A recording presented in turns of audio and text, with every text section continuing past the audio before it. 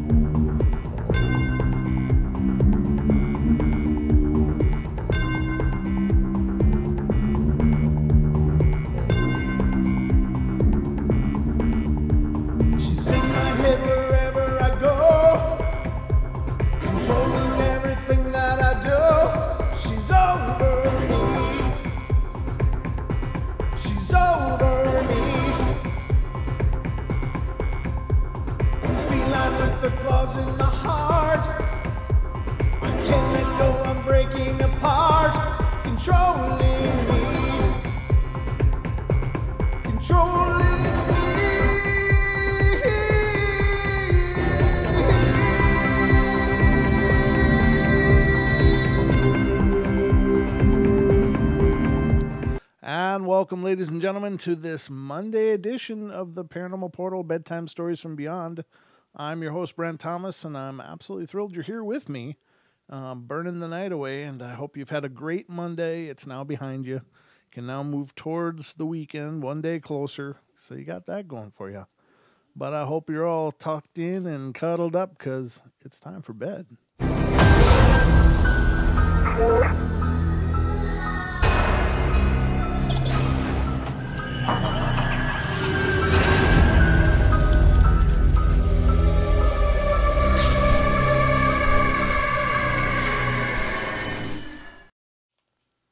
And here we go, ladies and gentlemen. It is time for the show, and it's been a busy day, getting a lot done. I've been working on this. It's a fiberglass statue that I got kind of given to me. It was all beat to hell, but I've been reconstructing it over the summer, and I finally decided that, I'm going to just start priming it and getting it painted now. And it's this big butler statue. I really love it. I think it's really cool, but not that it has anything to do with the paranormal, but after I fix it up, it might be in the studio here. I don't know. We'll see how it turns out once it's painted and stuff, but I hope you have had a productive day as well and are ready to relax and unwind to the musings of terrifying paranormal stories. Nothing like that to unwind and work off the Monday. Just wipe it off. Monday's over for the most part. I mean, we're still here, but you know what I'm saying? It's all downhill from here. So hopefully in a good way. I talked to Mom today, and she said the TV's still turning on, but not a lot else has changed. And I certainly haven't had any other experiences to bring to the table as far as weirdness going on in relation to that. But I just thought I'd keep you updated. The TV still turns itself on, and my show doesn't come on. It's just normal TV that's coming on, and then Netflix. But, yeah, it still seems like he's wanting people to know he's there, and that's really cool. But, again, I just have a feeling that it's a really peaceful, good thing, not like a bad thing. So, just sharing that with you, and if anything changes, of course, I'll be letting you know about that as well. But, let's see. Let's get into tonight's show, and I've got several what I hope are really good stories picked out for you guys to get you all set to the night.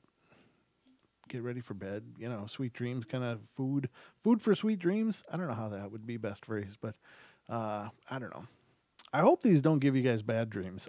I hope I'm not responsible for giving you guys terrible dreams before you head to the hay. But I always like these stories because, it's just the paranormal. I'm just passionate about it. It's just every time I read something, I don't know, it's like looking into a seriously complex set of mysteries and trying to find the clues and crack the codes, if you will. But the first one I'm going to read you is coming out of the state of Pennsylvania.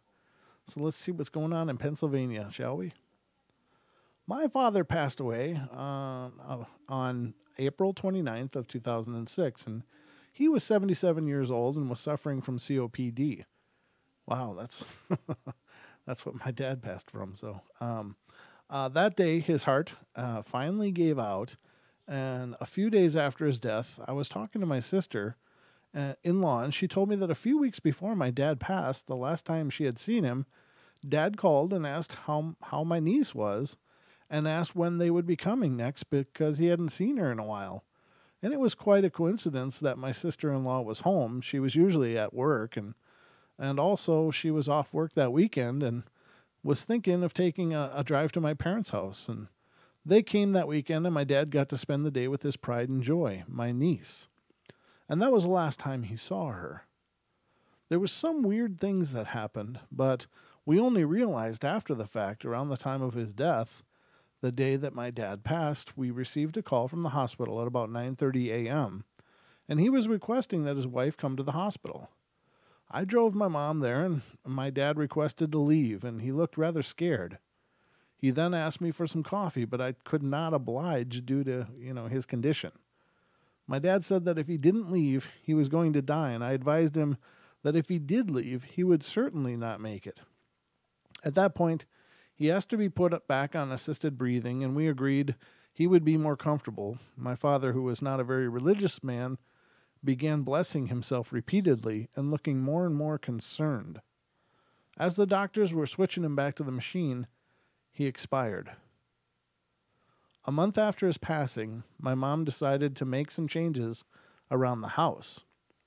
She painted the living room and was really actually upset after she was done because she was concerned that my dad would not approve.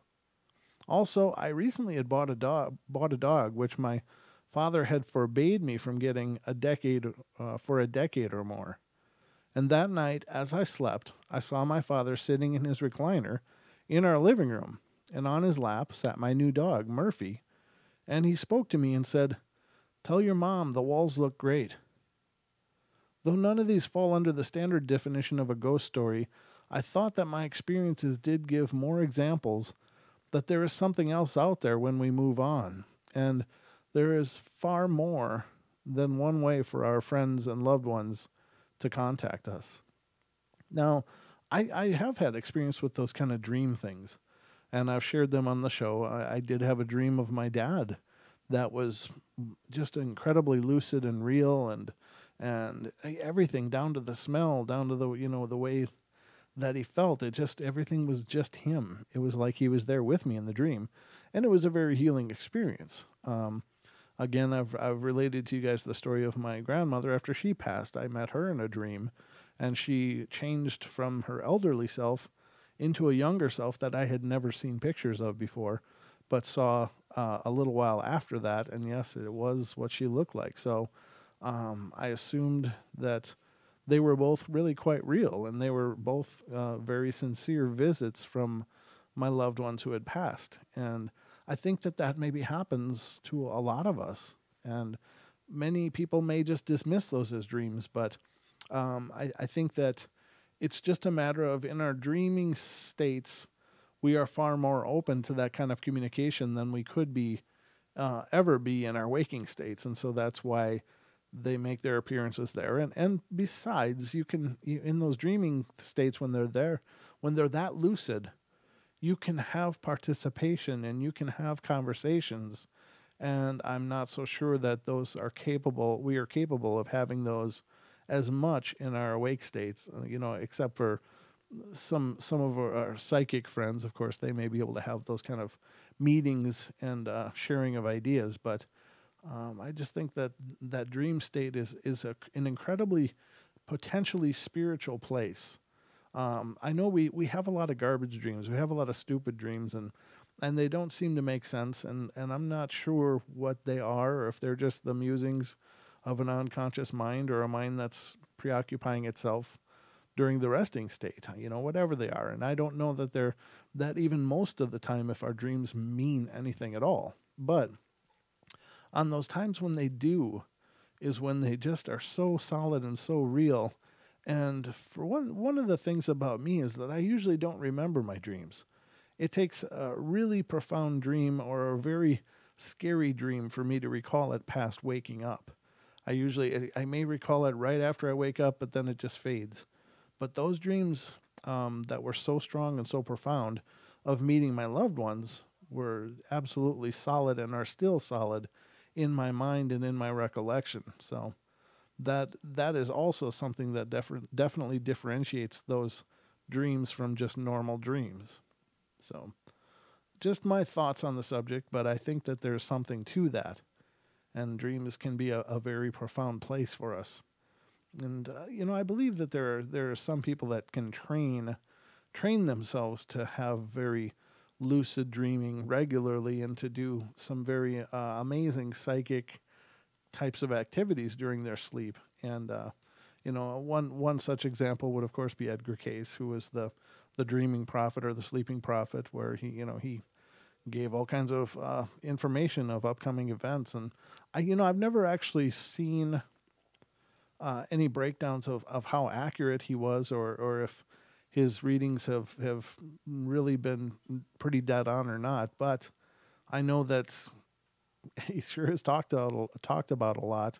So there must be something to what he was saying and doing. And I've never read what he wrote or what he had recorded during his dreams, but I do believe that there's something really profound in that dreaming state. So I'm in agreement with that, with the author of that story. The next one comes out of Ohio. This is Dee's area, Diane.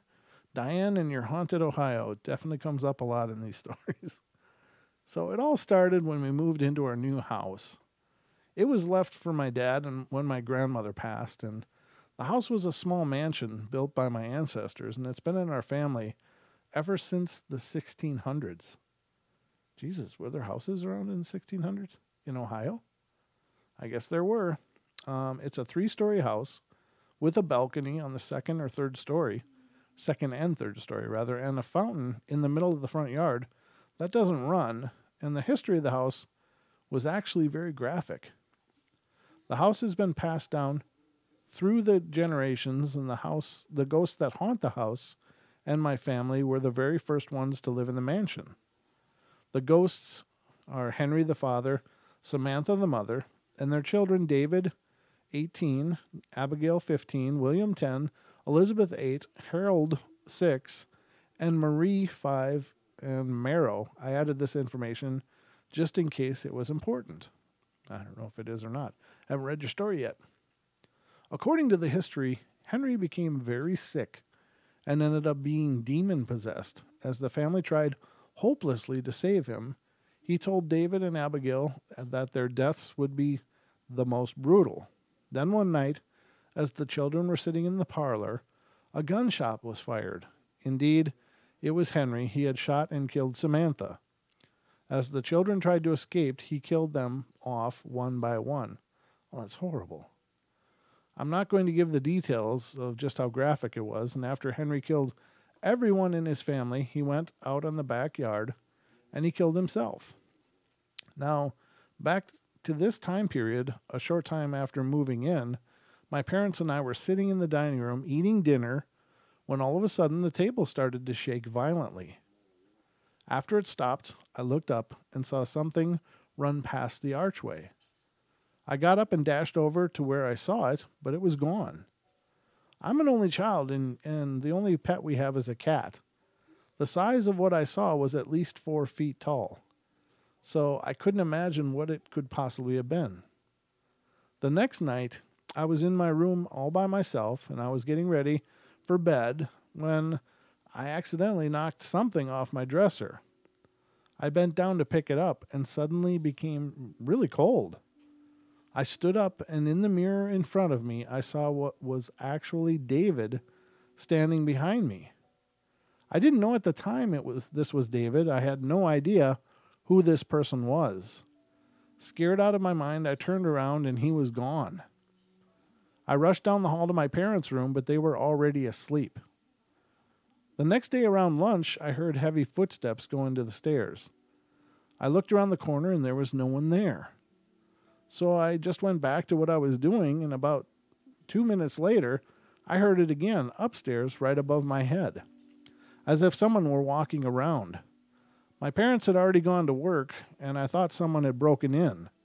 I crept upstairs with the stainless steel candle holder in my hand and walked up to the door and busted in, and all the noise instantly stopped.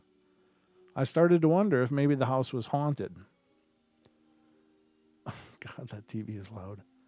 Ugh. Can you guys hear it? It's driving me crazy. All right, continuing the story. That night after dinner, my dad walked into the kitchen to get something to drink, and my mom and I were still seated at the dinner table when we heard something break against the floor. We went into the kitchen to see what happened, and my dad was standing there with the broken glass on the floor next to him. My mom asked what was wrong, and he said he saw a little girl sitting in a puddle of blood, and he said she had bloody cuts all over her, and her eyes were completely white. We had trouble sleeping that night. I imagine you did. At about 12:09 a.m., I was laying in bed, staring at the ceiling, when out of nowhere, I heard a little boy laughing.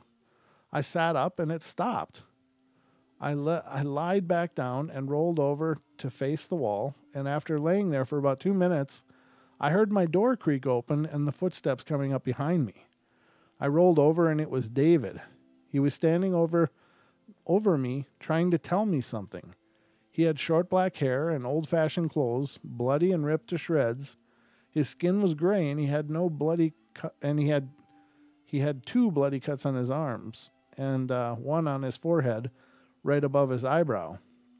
And his words started to make a little sense now. Help us. He's coming. He'll kill. He'll kill. And just like that, he vanished. I was so scared, I grabbed my baseball bat just in case something tried to kill me. I ran down the hall and burst into my parents' room, and they weren't asleep yet. And they asked me what was wrong, and I asked them if they had seen or heard anything strange, and they replied, no. And that's when I decided to research the history of my house on the computer. And after I learned everything, I realized why their ghosts would still be in our house. They were tortured and killed, completely innocent, murdered. We're used to it now. I must say I've had a lot of different ghost experiences, but those I could tell later, and still to this day, our house is haunted. Like my mom seeing a dead boy in the bathtub and my cousin hearing a girl crying in the closet. And there's so many things to tell that I can't fit into the story. And there you have it. And there's no wonder there's some activity in that house. Those kind of events, of course, leave some pretty huge footprints and some pretty huge energy impressions. And some of it might just be residual. I don't know. Some of it sounds intelligent, but some of it certainly could be residual. So let me just... TV is loud. Hopefully we can get that turned down. Oh my God.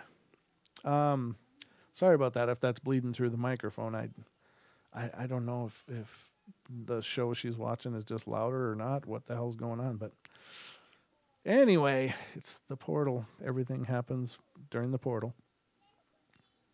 But I think that's it's an entertaining story, because I'm not there. I'm not experiencing it. And as far as that sounds like the classic ghost story kind of situation where it's an old situation, but it continues to rear its head to this day.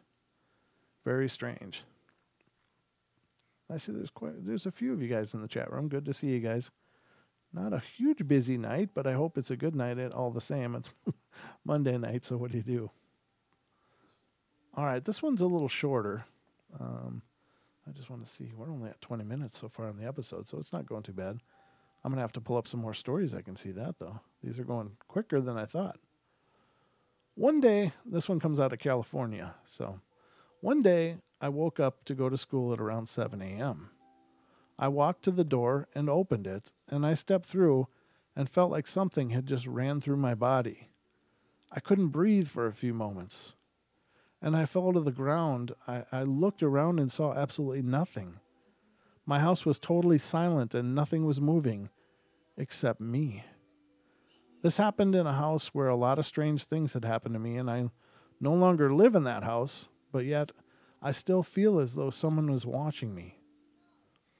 So, what's your explanation of what you think happened? My thoughts are either that I am haunted, or it just happens that I lived in a haunted house, or maybe someone or something is trying to tell me something, trying to protect me from bad things.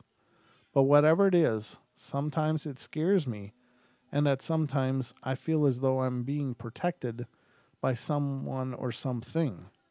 I kind of like the feeling of when you're little and your parents try to keep you safe, so you never get hurt. The thing is that I think a lot of people that experience paranormal events, they're they're probably not all malicious. They're not, and probably the large number of them are not intending to be malicious or scary, but they're just trying to get your attention for some reason. I think that they try to bring messages. They try to bring information to us in some way, and it may be to tell their story. It may be that they want to warn you about something in your own life. There was a story that I thought was really interesting, and it was on one of those ghost story shows where people tell of their own ghost stories and such. And I'm going to butcher it in trying to retell it, but I thought it was, if it's indeed true, it is really pretty incredible and yet really pretty creepy. But it seemed initially like it was a haunting where a person was just being terrified. And the story goes is this woman, she's a single mom, and she's got a little girl, and her little girl is probably 7, 8 years old or whatever. And her mom starts dating this guy. And soon after she starts dating this guy, the little girl suddenly has this imaginary friend. And I'm just going to say, for the sake of telling the story, the imaginary friend is Sarah. And she explains Sarah's a grown woman, and she has blonde hair, and but she's a little pale. And so the girl is constantly telling the mother about this Sarah. And then when she started dating this guy, she didn't bring him around the daughter at all. She didn't bring this man around her daughter at all. And that's, I think good parenting. You don't start dating somebody and make them, a part of your child's life until you're sure they're going to be there. And so it looked like the relationship was growing and getting stronger. And essentially, she brought this guy home to meet the child, and right away the girl didn't like him, just really didn't want anything to do with them. And the mom's talking to her. She's like, why don't you like him? And essentially it was because Sarah doesn't like him. She says he's a bad man. And the mom's really perplexed at this, talks to the guy, and he says, well, it's she's probably nervous that I'm trying to become her dad, and she hasn't accepted me, and that's okay. And so they started to work on it, and the relationship continued, and the girl still didn't warm up to the guy.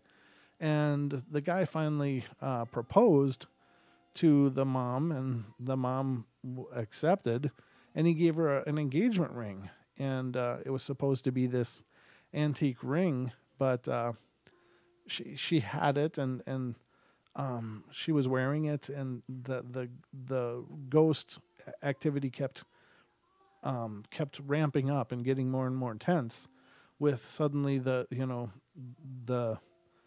ghost writing on the walls and stuff, and the child being blamed for it, and the mom had something happen to the ring, and she just by chance found a jeweler, and she brought the ring in, and the jeweler said, "Oh, this is one of my rings. I made this." And the woman goes, "No, this is supposed to be an antique." He goes, "No, I made it for so-and-so," and when he was getting engaged. And she's like, "What?" And, it's all these pieces started falling into place about this guy. And it turns out that she looked into his computer and found that this guy had started taking out a bunch of loans in her name and was doing all kinds of shenanigans. And he was absolutely broke, and he'd forged her name to his fiance's name to get loans and things like that. And he was just a real piece of dirt. And the Sarah turned out to be the old fiance that he murdered in the bathtub.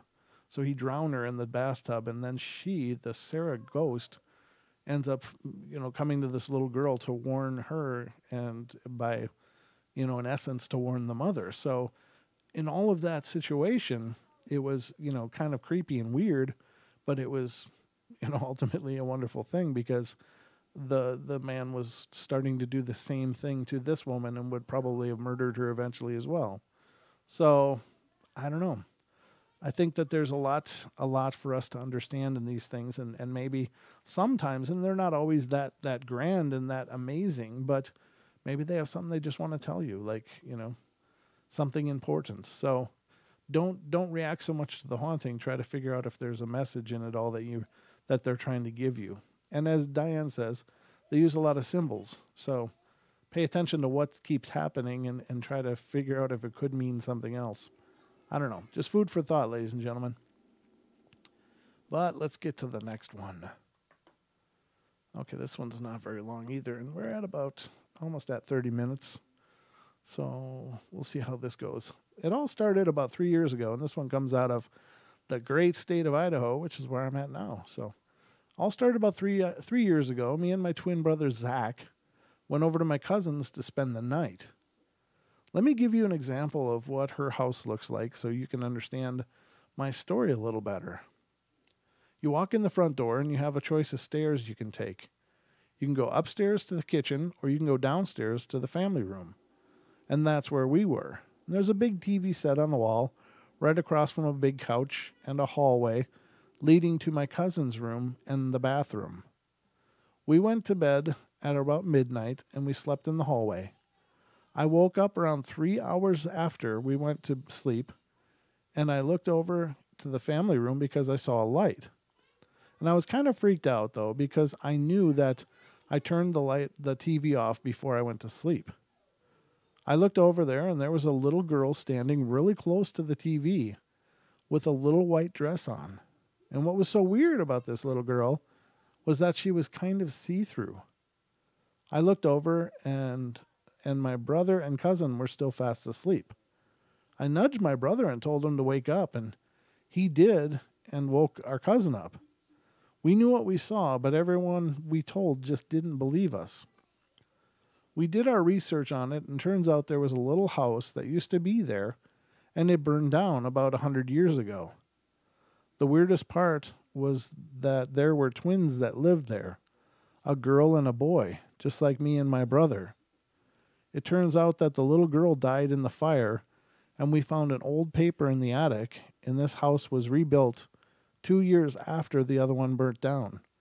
And we found a paper that said, "A little girl haunts this house." And I said that this little girl walks around singing old songs and always asks where her brother is and where are her dolls. So we are really freaked out. We still like to stay up late on weekends to see if we can see her, but we've only seen her once since then, and we really want to see her again. Well, there you have it. Another tragedy of, and I'm not laughing because it's funny. I'm just laughing like, there you go. I just wonder what can be done in cases like this. So there's this little girl spirit. And let's say, for instance, for the sake of argument, it actually is a little girl that's kind of abandoned. Why hasn't anybody tried to cross this little girl over to bring her home? Why is she stuck? And, I just don't know. I just think that that's such a horrible thing for these little children spirits to be stuck. I think that they deserve to, be at peace. I don't know. But I guess a tragic ending is hard to process, and especially, I suppose, for little girls and little boys and all of us, maybe. I don't know, ladies and gentlemen. I don't know. But I'm really sorry tonight. That TV noise is really throwing me, and I don't know. It's just bleeding through my ears, and it's hard to focus. So there's going to be a new role in the Portal House. During episodes, TV, quiet, please. All right. Let me find a couple more, though, because there's still more time, and we can cover a little more ground. This one sounds interesting, and this one. So I'll read two more. Let me just try to send another message. My God. You turn it down? Question mark. All right. We'll see if that helps. All right, I'm going to make my introduction short. My name is Maya, and this is an account that I share with my twin brother, and Demian. And between the two of us, we've had countless encounters and experiences. So I'd like to share one of my most confusing with you first. And this is coming out of the great state of Texas, ladies and gentlemen. Let's see.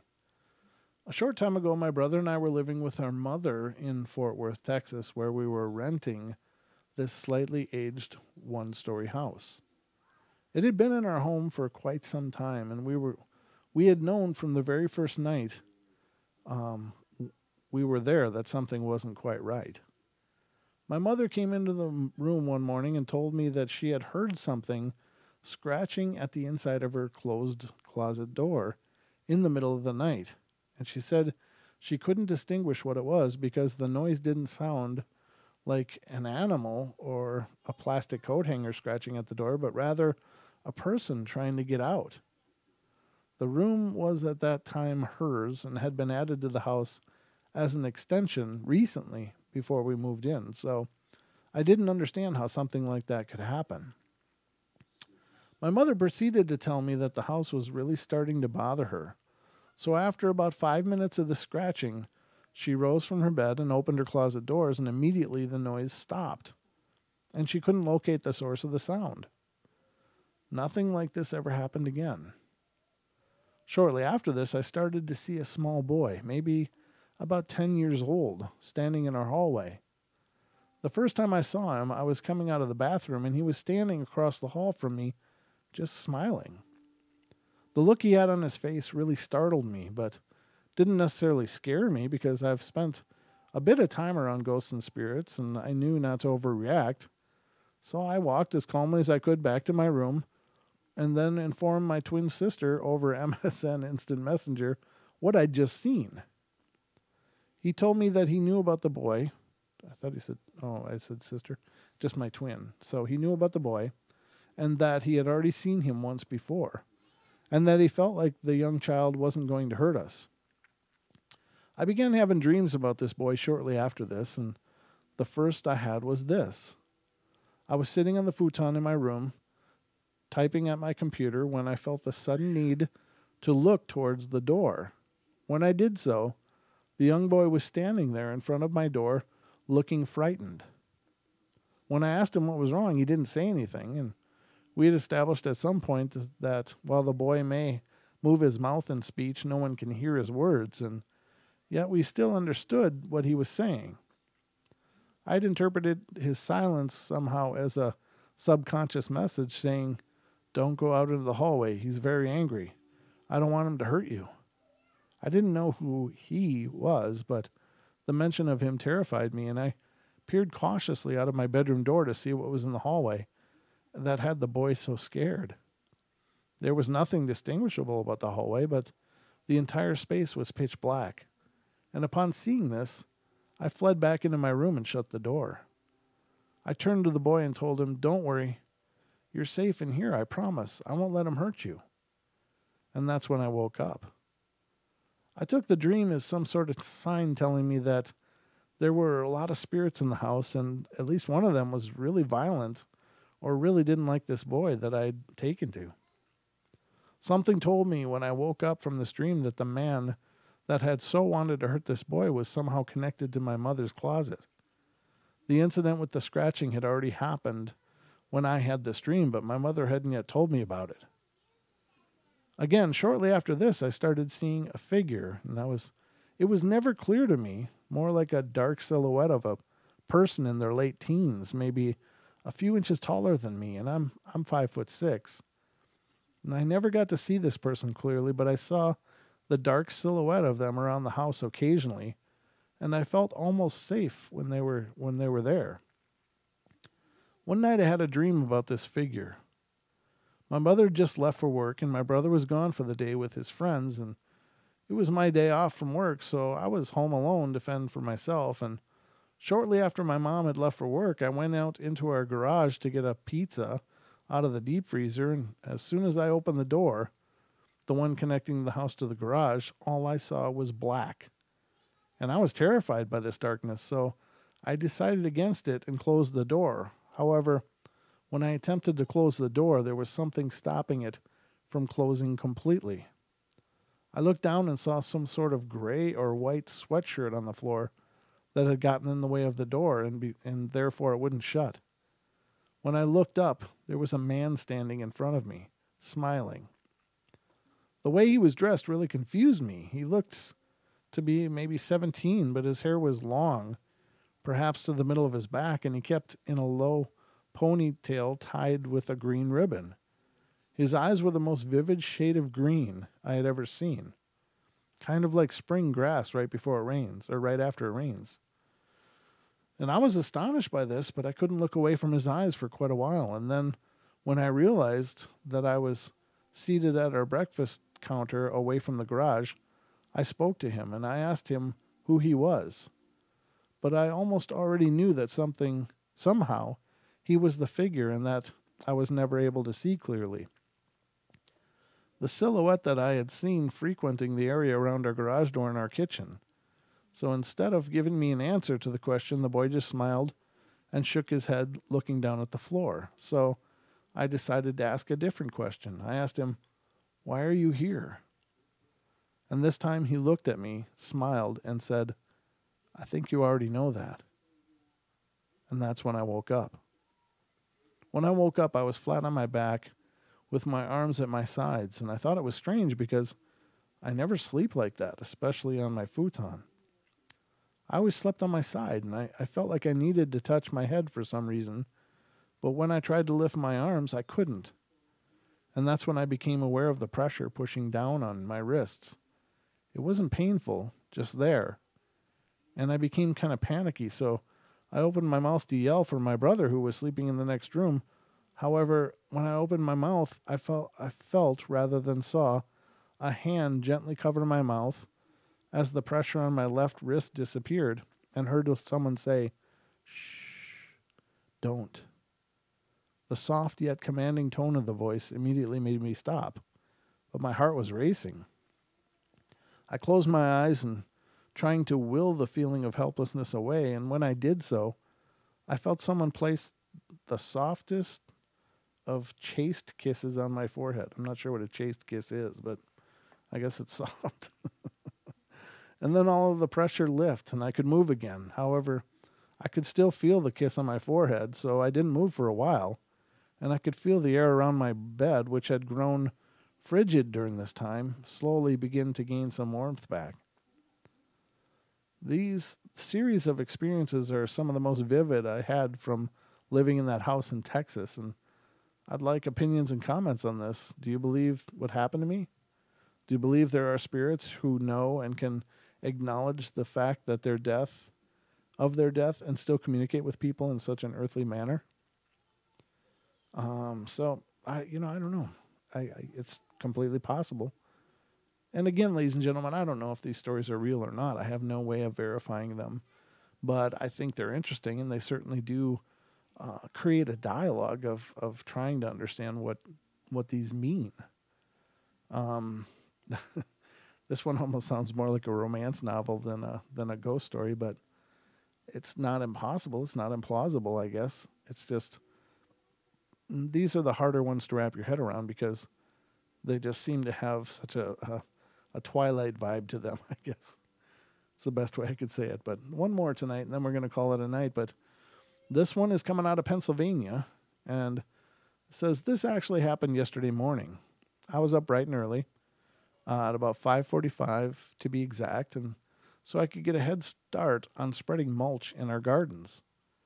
I had to go in the garage to get a pair of gloves and lying on top of a box that was resting on top of a railing leading to the stairs. And now the door to the garage leads right into the kitchen, and there's a window in that door, so you can get a pretty good view inside of where I was standing. And I just happened to look at the window and saw what looked like a silhouette just standing there, doing absolutely nothing, just standing there. The front facing the door, the front facing the front of the door. I wasn't exactly scared at first, but after looking at it for some time, it really began to freak me out a little bit, and I went back outside to keep working, but I came back later that day, and I saw it again. I shut my eyes and opened them again, and the figure was standing exactly in that same spot. It was standing earlier, just like before, not doing anything, just standing there, looking towards the window. I got pretty scared that time, and I'm not exactly sure what happened. Just saying what I saw. I don't know. That sounds... Why do they stand there? Why do they stare? I don't know. Very strange. But I guess they got their reasons, ladies and gentlemen. I don't pretend to know. And I suppose it depends on the spirit. I mean, what are they doing? What are they trying to do?